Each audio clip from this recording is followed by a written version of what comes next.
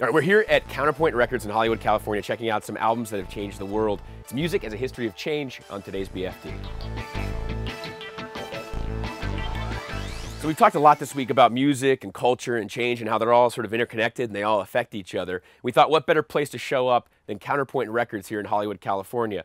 And also here to help me today through this musical maze is drummer and local music writer Nick Liberatore. Thanks for joining us. Thank you for having me. You're here to guide me through some of the most world-changing albums that we have found in this very store, correct? Correct. All right, let's get right into it then. Let's do it. All right. Let's check out the Do They Know It's Christmas single from 1984. Okay. It's basically a supergroup of British and Irish musicians put together to help out famine in Ethiopia. We caught wind of it here in the U.S. and Yeah. We actually put together USA for Africa, which spawned We Are the World and the whole record. Every 80s American sort of rock icon was in this. You know, Stevie Wonder's always been a pioneer for peace. And Sure. It featured a song on here, where is it? It's actually the last song on here. It's called Happy Birthday, which actually he wrote to commemorate the birthday of Dr. Martin Luther King Jr. Mm-hmm. At the time, there was also a campaign, to make his birthday a national holiday in the U.S.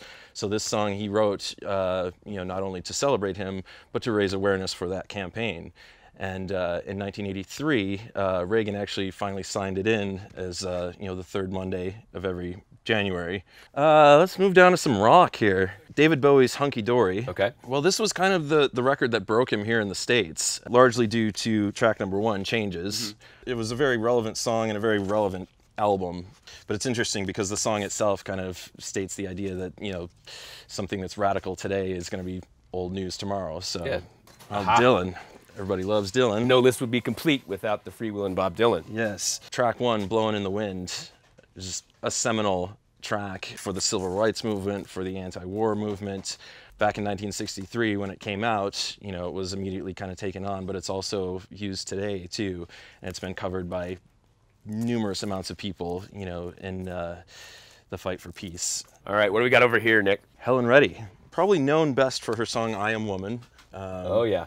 Which became kind of the rallying cry for the women's rights movement. Sure. In the 70s.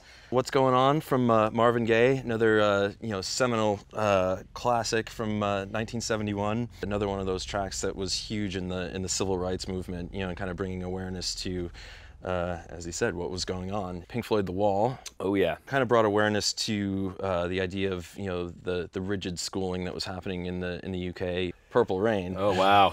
Another classic from '84. Absolutely. Featured a track called Darling Nikki. It caught the attention of Tipper Gore, amongst other people at the time, who formed the PMRC, which basically got records to have parental advisories on them. Well, thank you so much again, Nick, for joining us. Yeah, of course. Thanks for your time. Yeah, thank you. And we will listen with our ears wide. Please do. So we hope you'd enjoyed Music Week here on BFD. And if you're craving more music content, then check out TakePart TV's Eye Level every Monday, Wednesday, and Friday for 10 artists who are using music to help change the world. For BFD, I'm David Park. Make sure you subscribe.